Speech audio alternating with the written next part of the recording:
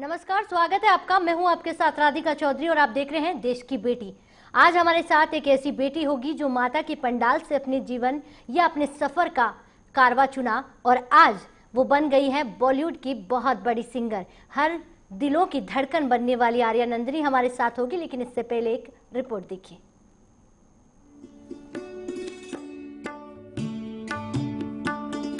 कहते हैं कि अगर बेटियां ठान ले तो वो जिंदगी में बहुत कुछ कर सकती हैं। यकीनन ये सच कहा और जिसने भी कहा, जिसने भी लिखा, कहीं ना कहीं इस बात की बहुत बड़ी गहराई है। आज हम आर्या नंदिनी की बात कर रहे हैं, एक ऐसी बेटी जो गांव से निकली और गांव का जो सफर है वो आज दुनिया ने देखा। आज उसका सफर आसमान को छू रहा है। बेटी संगीतकार बनकर दुनिया में अपनी आवाज से बुलंदियां छू रही है। आर्या नंदिनी एक गाँव की रहने वाली बेटी थी जिसके परिवार से सपोर्ट तो नहीं मिला, लेकिन कहते हैं कि बेटियां पापा की परी होती हैं और इस परी को भी पापा का साथ मिला। समाज का तो नहीं मिला। समाज ने कहा कि बेटी को पढ़ाएं और आगे बढ़ाएं। क्या रखा है संगीत में, क्या रखा है सिंगिंग में, लेकिन बेटी की जिद के आगे पापा को हार माननी ही पड़ी। धीरे धीरे बेटी पंडाल में गाना गाने लगी और कहते हैं कि माता का आशीर्वाद ऐसा बना कि एक दिन बेटी बड़े राइजिंग स्टार इंडियन आइडल में गाने चली गई और ऐसा सफर, ऐसा कारवा जुड़ा कि आज बेटी का नाम दुनिया जानने लगी है। आर्या नंदिनी का नाम तो हर किसी ने सुना होगा, लेकिन उसकी आवाज हर किसी के दिलों में बसती है। आर्या नंदिनी कहती हैं कि बेटियों का सफर आसान नहीं था, लेकिन तय करना और उस तक पहुंचना हर बेटी का सपना होता है, लेकिन हर बेटी उस तक कैसे पहुंच पाती है ये बेटी भी नहीं समझ पाती है। इसीलिए कहते हैं कि बेटियों को किसी का साथ जरूर मिलना चाहिए। ऐसे ही आर्या नंदिनी को साथ मिला और आज आर्या नंदिनी हमारे बीच, हमारे साथ अपनी कहानी, अपनी जुबानी सुनाएगी।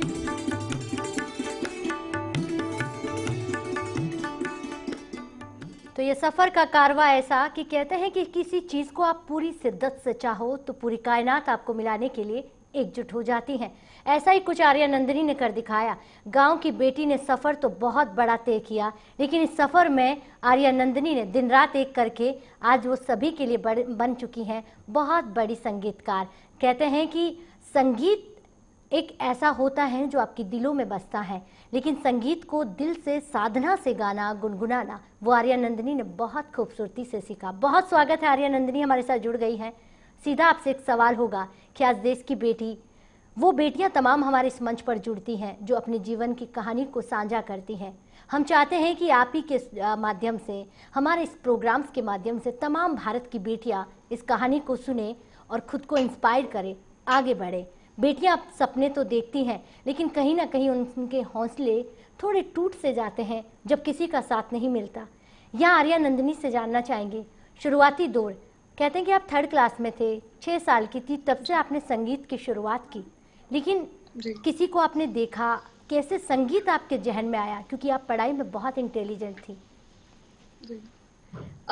एक्चुअली मेरा पूरा एजुकेशनल बैकग्राउंड रहा है शुरू से। सब लोग पढ़ाई पढ़ाई पढ़ाई एकेडमिक्स में रहे हैं, तो अचानक से एक सिंगर का पैदा हो जाना घर में सबके लिए बहुत आश्चर्यचकित करने वाला था। और चूंकि मैं बहुत सीरियसली लेती थी म्यूजिक को शुरू से, और मेरे पापा मुझे हमेशा से गाने वगैरह सुनाते रहते थे, तो कान में सुर जाते थे और मैं जब गाने लगी तो धीरे धीरे लोगों को रियलाइज हुआ कि ये बहुत अच्छा कर सकती है। तो एक्चुअली जब मैंने सीरियस लेवल पर कॉम्पिटिशन्स में जाना शुरू किया और ये सब करना शुरू किया, तो कभी कभी होता है ना कि स्कूल्स तो मिस होते हैं इन सब के चक्कर में। अगर आप स्पोर्ट्स में भी हैं या किसी भी फील्ड में हैं तो थोड़ा बहुत स्कूल मिस होता है, या थोड़ा बहुत पढ़ाई के साथ तो कॉम्प्रोमाइज करना पड़ता है। तो ये सब चीज़ें घर वालों को कभी कभी पसंद नहीं आती थी और बोलते थे कि आप पढ़ाई में ही करो, बिकॉज आप पढ़ाई में आपका फ्यूचर बहुत ही ब्राइट है, आप कहाँ म्यूजिक वगैरह में लगे हो, इसमें बहुत स्ट्रगल है। तो ये सारी बातें होती थी। तो पर उसने कभी डिस्करेज नहीं किया। मैं हमेशा से उस चीज़ को लेकर के पॉजिटिव रही हूँ कि अगर कोई कुछ कह रहा तो वो उसका अपना ओपिनियन है, पर मुझे अपने आप में पूरा विश्वास है कि मैं जिस चीज़ को लेकर के चल रही हूँ मुझे उसमें पूर्ण विश्वास है और मैं उसमें बिल्कुल आगे बढ़ूंगी। जी, यानी पूर्ण विश्वास आपको था, खुद पर भरोसा था और इसीलिए आपने ये सफ़र तय किया। आपको मालूम था कि मैं आगे जाके 3rd राउंड 4 राउंड तक पहुंचूंगी, कभी कभी ऐसा भी हो जाएगी कि मुझे इतने सारे ऑफर मिलेंगे। ये पहले से आपके तय नहीं था, लेकिन ये तय था कि एक संगीतकार बनना है। बिल्कुल बिल्कुल। काफ़ी बार ऐसा भी हुआ है कि मेरा जो पहला रियलिटी शो था मैं उसमें फाइनलिस्ट थी, और उसके बाद एक होता है ना एक आर्टिस्ट की लाइफ में स्ट्रगल वाला जो दौर आता है। तो मैं शायद 10-11 साल की थी जब मैंने दोबारा इंडियन आइडल वगैरह के लिए ऑडिशन दिया। तो मैं उसमें उसमें भी मैं टॉप 20 में गई। पर ऐसा होता था कि हर राउंड में जाकर के मतलब हर शो में जाकर के आखिरी राउंड में आउट हो जाना। तो वो बहुत डिसहार्टनिंग था मेरे जैसे बच्चे के लिए जो हर एक फील्ड में एक्सपर्टीज रखने की कोशिश करता है। तो काफी बार ऐसा होता था कि मतलब मैं वापस आती थी और मैं सोचती थी अब नहीं करूंगी, पर फिर उठ के खड़े होना है और फिर जाना है। तो ऐसे मैंने निरंतर प्रयास किया है और निरंतर प्रयासरत हूँ और आगे भी करते रहूंगी। तो इन सब चीजों ने मुझे बहुत हिम्मत दी है। मेरी फैमिली ने भी मुझे बहुत पुश किया है, सपोर्ट किया है। ठीक है, आपसे बहुत सारी बातें जानेंगे। एक आप संगीतकार हैं तो अधूरी रहेगी आपकी कहानी कि हम आपसे कुछ सुने नहीं। तो हम चाहेंगे कि आप वो गाना ज़रूर गुनगुनाइए जो आपने राइजिंग स्टार या इंडियन आइडल में जब गाया और जब तालियों की गड़गड़ाहट आपके कानों में नहीं, आपके गांव में बैठे, समाज में बैठे लोगों तक पहुंच गई। बिल्कुल बिल्कुल। जो मैंने गाना गाया था राइजिंग स्टार में मेरे पहले एपिसोड में, वो था घूमर। और सब लोगों ने उसको बहुत ज़्यादा पसंद किया था, सबका बहुत प्यार मिला था। इनफैक्ट जो लोग मुझे अब नाम से नहीं जानते हैं वो ये बोलते हैं, अरे घूमर आपने गाया था ना राइजिंग स्टार में, हमने आपको देखा था। अच्छा, तो चलिए शुरू करते हैं जी। घूमर रमवा रे आप पधारो सा, क्या बात। धन का प्रीत की सर पे ओढ़ कर घूमर घूमर घूमे, ललकरीत सब जग के छोड़ कर घूमर घूमर घूमे, भड़के ढोला वाले ठाट घूमर घूमर घूमर घूमर घूमर घूमे रे, घूमर घूमर घूमे रे बाईसा घूमर घूमे रे। हो हमारी सारी काया बोले ढोला जी की छाया होले, मन का घूमर जब भी डोले सूनेपन में मेला भड़के, ढोला वाले ठाट घूमर घूमर घूमर घूमर घूमर घूमे रे, घूमर घूमर घूमे रे बाईसा घूमर घूमे रे रे। क्या बात है, बहुत सुंदर। यानी सच कहा किसी ने कि आपकी आवाज़ बहुत मधुर है और ये बचपन में ही कहीं ना कहीं कहते हैं कि बेटियां पापा की परी होती है, तो पापा ने पहचान लिया और फिर बेटी का जिद था कि मुझे संगीतकार बनना है। लेकिन आर्या नंदिनी, बहुत सारी ऐसी बेटियां हैं, बहुत सारी समाज में ऐसी लड़कियां हैं जो जीवन में सफ़र तय करती हैं, आगे बढ़ना चाहती हैं। कोई संगीतकार बनना चाहती हैं तो कोई आर्टिस्ट बनना चाहती हैं, हर कोई बॉलीवुड में जाना चाहता है। लेकिन ऐसे में बेटियों की अगर मैं बात करूं, आपको देखते हुए क्या ये सफ़र बहुत मुश्किल था? बार बार कभी घिर जाना, फिर उड़ जाना, फिर लोगों के ताने, फिर समाज की बातें, कहीं ना कहीं एक बेटी को लेकर जो परिवार की चिंता है, तो ये सफ़र कितना मुश्किल रहा होगा आपके लिए यहाँ तक पहुँचना? देखिए मुश्किल तो मैं कहूंगी कि बहुत है, बिकॉज इसमें ऐसा है कि आपको बहुत पेशेंस रखने की जरूरत है। ऐसा नहीं है कि आपने 10 दिन मेहनत की आप अचानक से ओवरनाइट स्टार बन जाएंगे, ऐसा कुछ भी नहीं है। तो मुझे 14-15 साल हो गए परफॉर्म करते हुए, और अभी मुझे आगे और कितना समय लगेगा जिस जगह पर मैं पहुंचना चाहती हूँ। तो मैं तो एक मिडिल क्लास फैमिली से बिलोंग करती हूँ, तो मेरे लिए तो इतना मुश्किल नहीं था। जो लोग गरीब हैं और जिनके पास संसाधन नहीं है वहां तक जाने के, उनके लिए आई थिंक ये और ज्यादा मुश्किल होता होगा, क्योंकि आपको सप्रेस करने वाले लोग बहुत ज्यादा हैं, ताने मारने वाले लोग बहुत ज्यादा हैं कि अरे तुमसे नहीं होगा। तो ये सारी चीजें सुनकर के, एक तो बेटियां जो जो विमेन एम्पावरमेंट की हम बात करते हैं उसकी बहुत कमी है हमारे देश में, जो अभी धीरे धीरे ग्रो कर रहा है। तो उसके कारण भी काफी सारी लड़कियां जो मन में सोच रही होती हैं कि हमें कुछ करना है, वो भावना सप्रेस हो जाती है और वो छोड़ देती है कि अरे, वो निराशाजनक भावना से सब कुछ छोड़ देती है कि अरे बाहर लोग क्या कहेंगे। तो लोग क्या कहेंगे के चक्कर में अच्छे अच्छे टैलेंट्स हमारे देश के यूं ही रह जाते हैं घर में बंद। तो आई थिंक ये बिल्कुल मुश्किल है। और पर ये है कि अगर आपके अंदर जुनून है, वो पैशन है, तो आपको दुनिया का कोई इंसान नहीं रोक सकता आगे बढ़ने से। बिल्कुल, कुछ करना चाहो तो फिर उसे पूरी शिद्दत से करो, चाहे आपको दुनिया रोके या समाज। ये आर्या नंदिनी के लिए ज़रूरी नहीं था। लेकिन ये भी कहीं ना कहीं सच है कि बेटियां बहुत कुछ करना चाहती, लेकिन जब लोग टांग खींचने वाले मिल जाते हैं, समाज जी कुछ कहने वाला मिल जाता है, तो कहीं ना कहीं फिर हमारी जी बेटियां जो होती हैं, हम जो लड़कियां होती हैं वो सोच लेती हैं कि शायद ये सही कह रहे हैं। बहुत कम बेटियां होती हैं जो उनका सामना करती हैं और फिर आगे निकल जाती हैं। बिल्कुल और आपने बिल्कुल जैसा कहा कि ह्यूमन एम्पावरमेंट की जहाँ पर बात की, तो वो बहुत कमी सी है और आज भी हमारी बेटियों के लिए बहुत कुछ कहा जाता है, पेपर में बहुत कुछ आता है, जी फ्रंट पेज पर जी छपा आता है, लेकिन वो सिर्फ कागजों तक है। हकीकत तो इसकी हम्म बहुत बहुत अलग है, जिसे बेटियां आज भी कह रही हैं कि हमें आज़ाद कर दीजिए, क्योंकि हमारा भारत कब का हम्म आज़ाद हो गया है, लेकिन बेटियां आज भी क्षेत्रों में, बिल्कुल गाँव में, ग्रामीणों में कैद सी होकर रह गई हैं।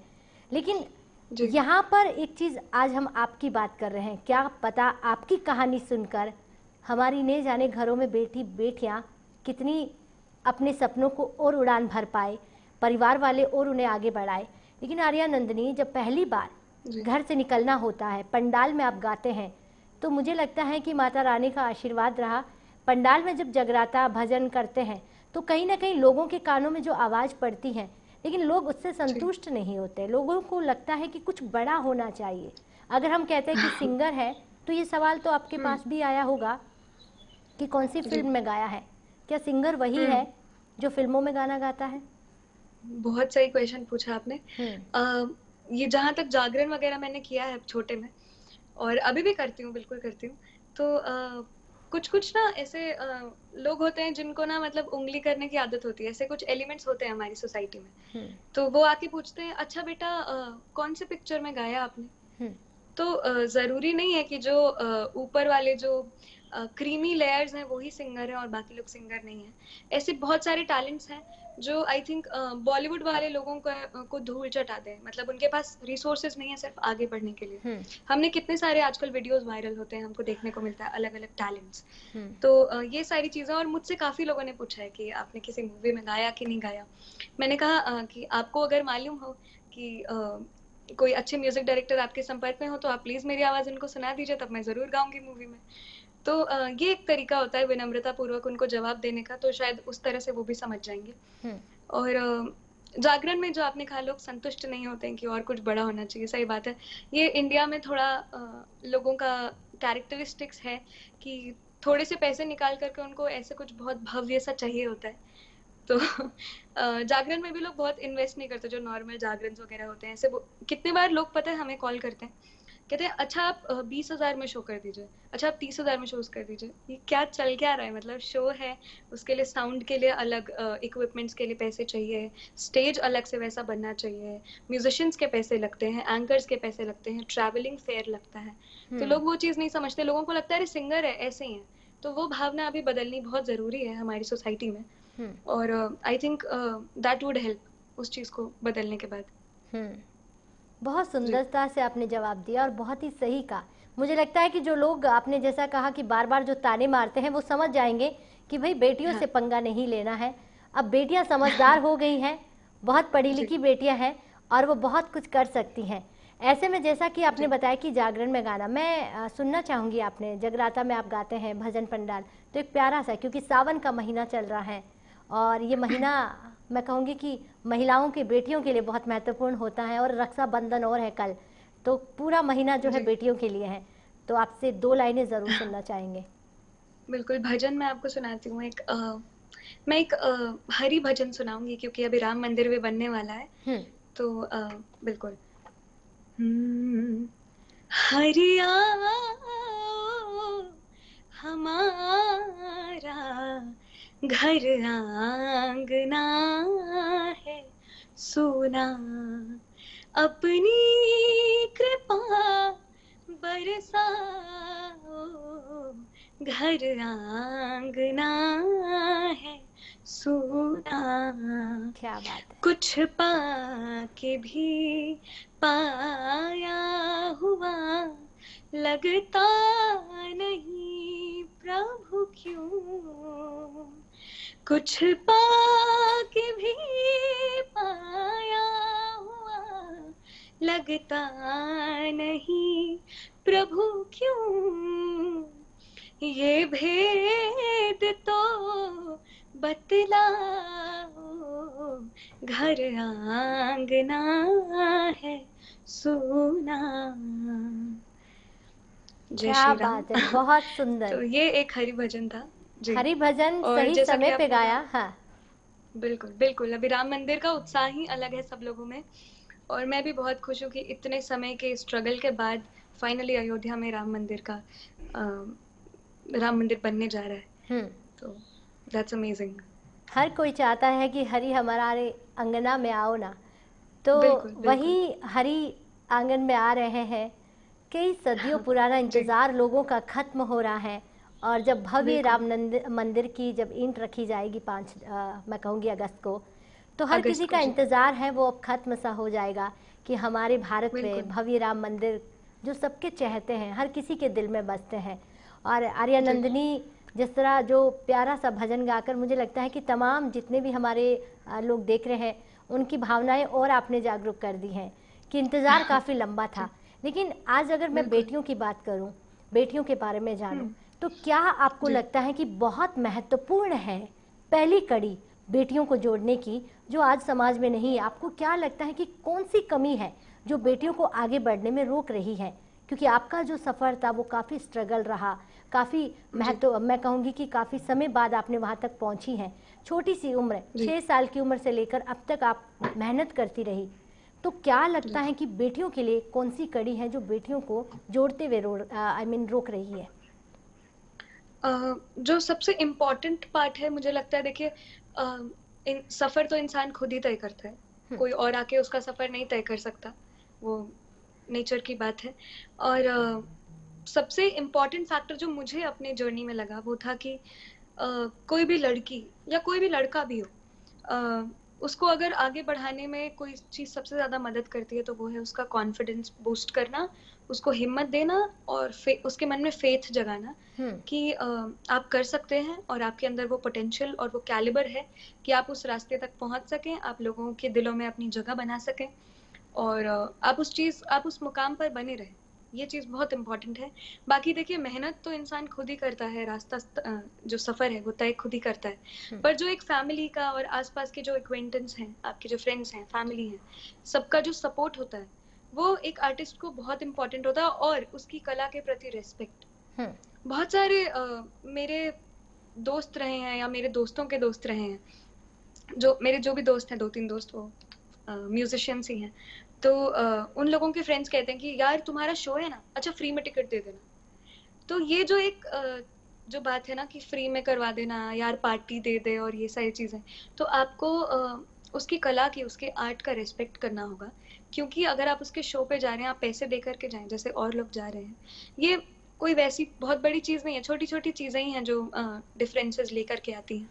और अगर आप नंदिनी, ये तो ये सारी चीजें करते ये हैं। तो सब जगह चलता है कि अगर आपका बेस्ट फ्रेंड जी। है, वो कुछ है, तो हम उनसे कहते हैं कि चलिए आप ही का प्रोग्राम है, तो ये बहुत नहीं, सारी वो चीज़ें मैं आ बिल्कुल जाती हैं। अग्री करती हूँ उन सारी हम्म। चीजों से, पर बहुत सारे रैंडम लोग आके बोलते हैं, जो ऐसे भी दोस्त होते जी। हैं कि अरे यार फ्री में टिकट दिलवा दो। तो जी। मेरे कहने का मतलब सिर्फ इतना है कि आप उसके आर्ट की इज्जत करिए। आपको फ्री में कुछ काम करवाना है, कुछ और करवाइए जो उसका मेजर फील्ड है, बिल्कुल। जिसमें वो सपोर्ट चाहता है। हम्म। तो आप उसको पूरी तरह से सपोर्ट करिए, उसको रिस्पेक्ट जी। कीजिए, उसके आर्ट को, उसको एनकरेज करिए और उसको बहुत कॉन्फिडेंस सारी दिलाइए, बातें आज उसको आपने बताई बूस्ट अप हैं, करिए। और बहुत जी सारे लोगों को आपने बहुत कुछ आज समझा दिया है, सिखा दिया है कि बेटियों के लिए क्या ज़रूरी है, क्या आपको करना हाँ है, जी आपकी भूमिका क्या बनती है समाज में रहकर, परिवार की क्या जी भूमिका होती है, और एक बेटी की खुद बिल्कुल। की क्या भूमिका होती है। वो सारी भूमिकाओं को जोड़कर जो आपने एक बांध बनाया है, पुल बनाया है, मुझे लगता है कि उसको समझकर अगर उस पर लोग चलना शुरू कर दे तो आसान हो जी जाएगा ये रास्ता। लेकिन अब आर्या बिल्कुल। नंदिनी आगे क्या करना चाहती है? आर्या नंदिनी संगीत के द्वारा, अपनी आवाज़ के द्वारा लोगों के दिलों में जगह बना चुकी हैं। आर्या नंदिनी, जब लोग बड़े बन जाते हैं, कहते हैं कि जब पहला प्रोग्राम, दूसरा, तीसरा, और जैसे ही लोग फैन फॉलोइंग जुड़ जाती हैं, तो वो जनता से, जी लोगों से कटता सा जाता है। उसको लगता है कि मैं बहुत हम्म बड़ा स्टार हूँ, मुझे लोगों से दूर रहना चाहिए। तो क्या आपकी लाइफ में भी हम्म। कुछ चेंज आए ऐसे? क्या लोगों का नज़रिया नहीं, आपके प्रति बदला है? हाँ कहूंगी कि एक्चुअली मुझे ज्यादा चेंजेस फील नहीं हुए कभी शुरू से, बिकॉज मैं बहुत छोटी थी तब मैं पूरे स्कूल में फेमस थी कि मैं पढ़ती बहुत अच्छा हूँ। और फिर उसके बाद मैं कुछ भी लाइक मेरे पास सर्टिफिकेट्स हैं इतने बंडल्स में। अगर आप कभी मेरे घर आए तो मैं आपको दिखाऊंगी कि मेरे पास drawing competition, English calligraphy competition, skate, news reporting और खो खो और व्हाट नॉट, मतलब एवरीथिंग, वॉलीबॉल वगैरह सबका मेरे पास सर्टिफिकेट्स है। तो सारी चीज़ों के लिए मैं पहले से स्कूल में बहुत ऐसे हुआ था कि मतलब आर्या है तो जो भी करेगी बहुत अच्छा करेगी। फिर जब म्यूजिक में आई तो एक जो मुझे पहले से आदत थी ना, मतलब सेंटर में रहने की, सेंटर ऑफ अट्रैक्शन बने रहने की, वो बनी रही मेरी शुरू से। तो मुझे कभी बहुत ज्यादा चेंजेस फील नहीं हुए। पर हाँ, आपने बिल्कुल सही कहा कि जैसे इंसान पहले फेम की भूख रखता है और जैसे उसको फेम मिल जाता है वो उस चीज से दूर होने लगता है। ये ह्यूमन नेचर है। मैं कभी उस चीज से दूर नहीं रही। मैं आज भी अपनी जो ऑडियंस है उनके साथ जुड़ी हुई हूँ। और देखिए, थोड़े बहुत चेंजेस तो आते हैं क्योंकि आप फेमस हो जाते हैं तो बहुत सारे लोग आपको कांटेक्ट करने की कोशिश करते हैं, तो थोड़ा बहुत आपकी लाइफ में डिस्टर्बेंसेस भी आते हैं। तो उतना दूर रखना, थोड़ा डिस्टेंस मेंटेन करना तो ज़रूरी है, क्योंकि फिर आपकी ज़िंदगी बहुत मेस्ड अप और डिस्टर्ब्ड हो जाएगी। पर बिल्कुल से दूरी बना लेना और खुद को स्टार समझने लगना, तो आई थिंक वो कहीं तक ठीक नहीं है।